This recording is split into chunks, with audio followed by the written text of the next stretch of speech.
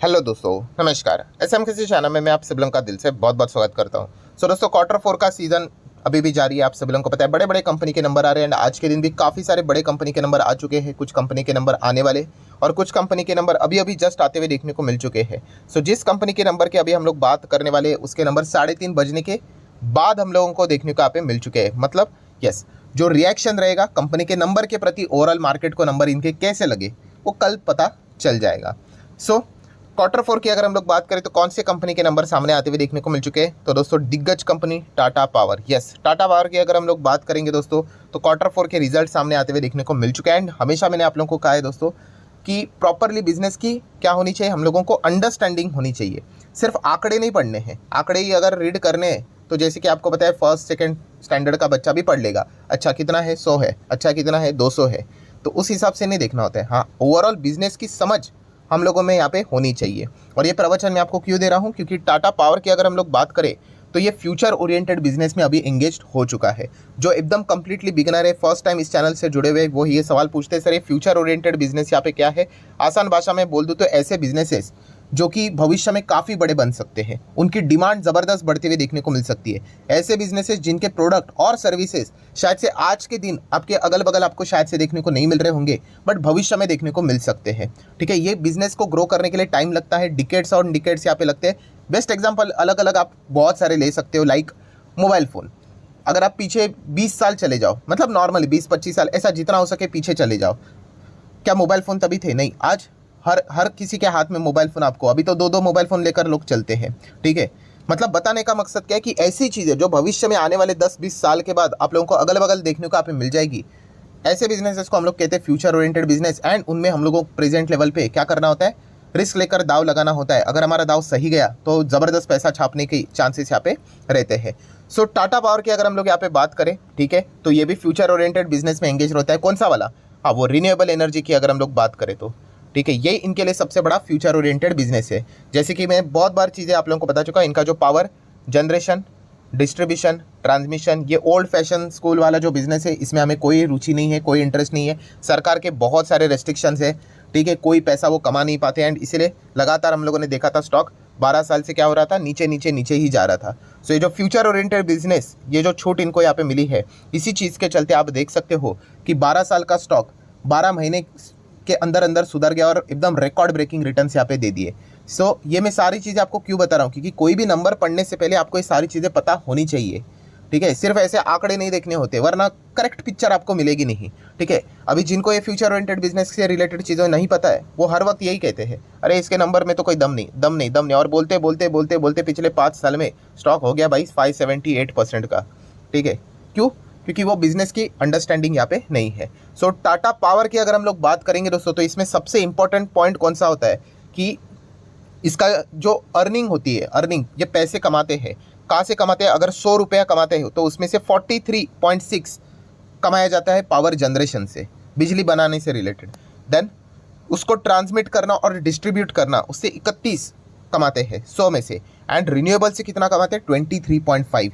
ये वाला जो पॉइंट है, कौन सा? रिन्यूएबल वाला। यस, ये भविष्य में इसको बीट कर सकता है, दोनों को, जनरेशन, ट्रांसमिशन, डिस्ट्रीब्यूशन को। इसी के ऊपर लोग क्या कर रहे हैं, टाटा पावर के ऊपर दाव लगा रहे हैं। तो ये वाला जो पॉइंट है ना, रिन्यूएबल एनर्जी वाला, इसको ज़्यादा इंपॉर्टेंस देना इंपॉर्टेंट, एटलीस्ट मैं तो समझता हूँ, हर किसी का अपना अपना एनालिसिस। ठीक है, क्योंकि यही वो पॉइंट है रिन्यूएबल एनर्जी वाला, जिसने टाटा पावर के जो 12 साल का जो खराब परफॉर्मेंस था उसको 12 महीने में यहाँ पे बदल दिया है। तो नंबर्स पढ़ने से पहले मैंने आप लोगों को कौन सा हिडन पॉइंट यहाँ पे बता दिया कि टाटा पावर के नंबर हम लोग पढ़ेंगे डेफिनेटली, प्रॉफिट क्या है, ईपीएस क्या है, बट सबसे इंपॉर्टेंट चीज़ रहेगी कि सेगमेंट वाइज रेवेन्यू में रिन्यूएबल एनर्जी का परफॉर्मेंस क्या है, इसके ऊपर हम लोग एक थोड़ा सा ओवरव्यू जरूर करेंगे। एक्सपेक्टेशन रहेगा कि अच्छा होना चाहिए, नहीं भी होगा तो भी लॉन्ग टर्म में ये कंपनी अच्छा करने का चांसेस काफ़ी ज़्यादा है, क्योंकि बड़ी कंपनी है, अच्छे कॉन्ट्रैक्ट्स है, बहुत सारा इंटरनल बिजनेस ही हम लोग को इन हाउस देखने को मिल जाता है। तो चलिए अभी आ जाते हैं, आप लोगों का एक मतलब बेस क्लियर हो गया कि एग्जैक्टली क्या करना है करके।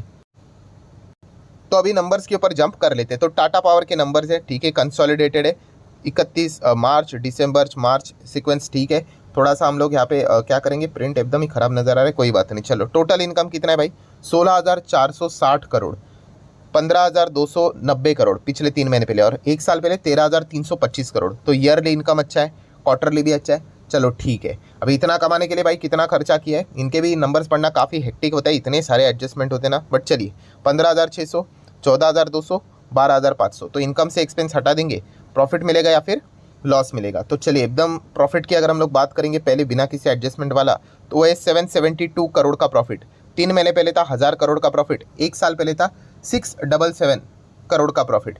तो ईयरली अच्छा है, क्वार्टरली थोड़ा सा डाउन नज़र आ रहा है, ठीक है। उसके बाद बहुत सारे एडजस्टमेंट यहाँ पे स्टार्ट होते हुए देखने को यहाँ पे मिल जाएंगे। उसके बाद क्या रहेगा, कोई एक्सेप्शन आइटम रहेगा तो उसका एडजस्टमेंट यहाँ पे रहेगा। देन उसके बाद टैक्स भी सब कुछ यहाँ पे देना पड़ेगा, ठीक है। इंपेयरमेंट के एडजस्टमेंट देखने को यहाँ पे मिल जाएंगे, ठीक है। तो फाइनल अगर हम लोग यहाँ पे प्रॉफिट के ऊपर अगर आ जाते हैं, जो कि आप लोगों को पॉइंट नंबर 11 के ऊपर देखने को मिलेगा। सो पॉइंट नंबर 11 किधर है, तो अभी मैं आप लोगों को यहाँ पे दिखाना चाहूँगा, थोड़ा सा यहाँ पे साइड में करके। ये देखो यहाँ पे पॉइंट नंबर 11 नजर आ रहा है, क्या लिखा है, नेट प्रॉफिट और the loss for the period. तो कितना है फाइनल प्रॉफिट की अगर हम लोग बात करें, इसको अभी मैं सर्कल कर लेता हूँ, 1046 राउंडेड फिगर ले लेते करोड़। 1 साल पहले कितना था, 1076 करोड़ था, और 3 महीने पहले, और 1 साल पहले कितना था, 939 करोड़। तो 1 साल पहले 939 करोड़ का कितना हो गया, 1046 करोड़। 3 महीने पहले था 1076 का कितना हो गया, 1046। तो क्वार्टरली थोड़ा सा डाउन है, ठीक है। ईयरली बात करें तो अच्छा खासा जंप हम लोग को देखने को यहाँ पे मिल रहा है। सो इसी चीज़ को अगर हम लोग आगे अगर बढ़ाकर लेकर चले गए तो आपको ईपीएस भी देखने को मिल जाएगा। तो ईपीएस भी आप यहाँ पे देख सकते हैं, 2.08 का ईपीएस, 2.57, 1.91। तो पैटर्न वही रहता है जो नेट प्रॉफिट था वैसे ही, कि ईयरली ईपीएस अच्छा है, क्वार्टरली थोड़ा बहुत डाउनफॉल हम लोग को देखने को यहाँ पे मिल रहा है।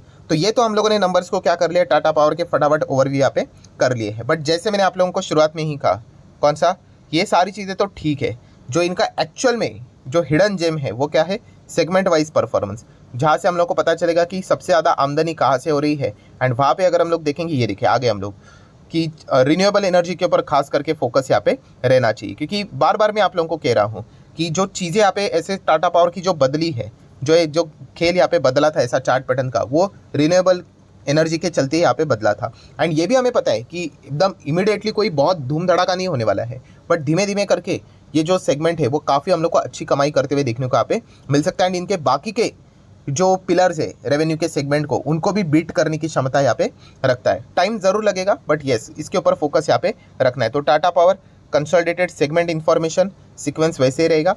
एंड इसमें अगर देखा गया तो सबसे इंपॉर्टेंट चीज़ उसी के ऊपर आ जाते हैं, एंड वो है रिन्यूएबल। ये देखिए कि रिन्यूएबल एनर्जी से रिलेटेड अगर हम लोग यहाँ पे बेसिकली बात करें, ठीक है, तो कितना यहाँ पे कमाई हुई है, तो 3456 करोड़ का रिन्यूएबल एनर्जी के चलते रेवेन्यू देखने को मिल रहा है।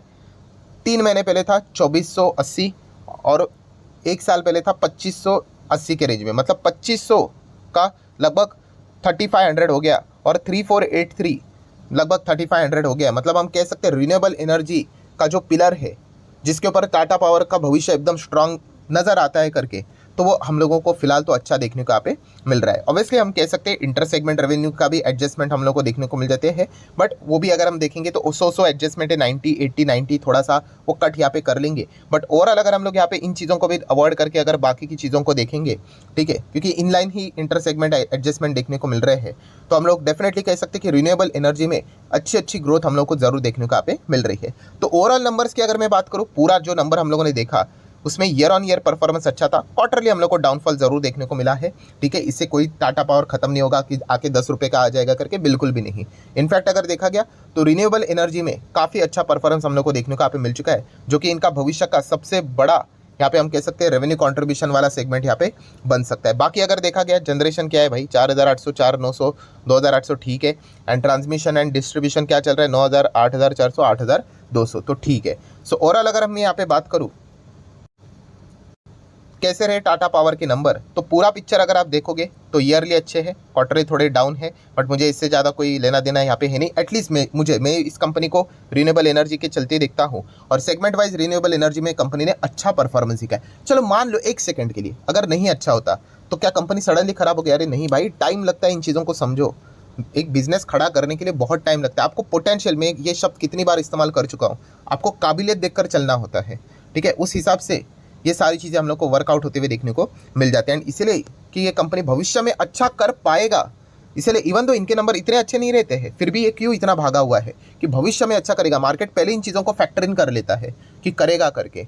तो ये सारी चीज़ें हम लोग को देखने को यहाँ पे मिल चुकी है। तो ओवरऑल अगर मैं यहाँ पे बात करूँ दोस्तों, तो टाटा पावर का रिन्यूएबल एनर्जी का जो परफॉर्मेंस है वो काफ़ी अच्छा देखने को यहाँ पे मिल रहा है, और हम लोग ये होप करेंगे कि जो इनका कंट्रीब्यूशन यहाँ पे चल रहा है ओवरऑल ऑपरेटिंग प्रॉफिट के हिसाब से, रिन्यूएबल एनर्जी का कंट्रीब्यूशन इसमें हम लोग को भविष्य में और बढ़ते हुए देखने को यहाँ पे मिल जाए करके। कोई रातों रात ये चीज़ें चेंज नहीं होने वाली, सालों साल ही यहाँ पे लगने वाले हैं, बट येस इसकी शुरुआत हम लोग को होते हुए देखने को यहाँ पे मिल चुकी है। सो लॉन्ग टर्म के हिसाब से देखा गया तो टाटा पावर बिजनेस के हिसाब से बहुत सॉलिड कंपनी नजर आती है। शॉर्ट टर्म में तो भाई साहब बहुत सारी चीज़ें होंगी। अभी मतलब मैं आपको एक बीच में अगर मैं बात बता दूँ, ये देखो एकदम ज़बरदस्त तेज़ी आई, तो आपको पता है तेज़ी के बाद खरीदने वाले बहुत सारे लोग रहते, बहुत सारे लोगों ने खरीदा था लगभग 200-250 के बाद। इसके बाद ये वाला जो फेज देख रहे हो 1.5 साल लगा था दोस्तों, 1.5 साल कितने रिटर्न्स थे पता है? 0। कंपनी चल ही नहीं रही थी। तो क्या हो गया, लिख ले कंपनी खराब करके। अरे भाई हर किसी स्टॉक में ये होने वाला है। ये जितना आप जल्दी इस चीज़ को समझ पाओगे उतना आप मार्केट में अच्छा खेल पाओगे, क्योंकि कोई ना कोई ऐसा स्टॉक होगा आपके पोर्टफोलियो में जो 1 साल 2 साल से नहीं चल रहा है। तो इसका अर्थ ये नहीं वो खत्म हो गए करके। भाई बिजनेस बहुत लंबी अवधि की चीज़ यहाँ पे होती है, ठीक है। शेयर मार्केट काफ़ी लंबी अवधि की चीज़ होती है। मैं अगेन एंड अगेन कह रहा हूँ, अगर आप बिजनेस को फोकस में रख के निवेश नहीं करोगे तो फिर आपको ये चीज़ें खाती रहेगी। अरे मेरा 1 साल बर्बाद हो गया, अरे मेरा 2 साल खराब हो गया करके, ठीक है। जिस वक्त बिजनेस खराब हो गया निकल जाने का। अगर बिजनेस में दम है तो शायद से वो 3-4 साल भी ना चले, बाद में शायद से 4 महीने में आपको पूरा 3-4 साल का पैसा वसूल करके दे। ये चीज़ें होती है बाजार में। तो इसीलिए मैं बार बार आप लोगों को ये इसी पॉइंट के ऊपर मेरा जोर रहता है आप लोगों को समझाने के लिए कि ऑलवेज बिजनेस ओरिएंटेड फोकस रखो, ठीक है, एंड उसी के हिसाब से दाव लगाओ। सो चलिए, जितनी भी इंपॉर्टेंट चीज़ें थी वो सारी यहाँ पे मैंने कवर करके यहाँ पे रखी हुई है। कल के दिन देख लेंगे ये क्या होता है करके। शॉर्ट टर्म वालों का भी अपना अपना व्यू रहता है, वो एस्टिमेट मीट करेंगे नहीं मीट करेंगे, वो ओवरऑल नंबर्स के हिसाब से खेलते रहते हैं। बट लॉन्ग टर्म की जर्नी इनकी काफ़ी शानदार यहाँ पे हो सकती है। सो आशा करता हूँ वीडियो हेल्पफुल लगा होगा, तो चाहो तो लाइक एंड शेयर कर देना। मिलते हैं नेक्स्ट वीडियो में, तब तक के लिए बाय बाय।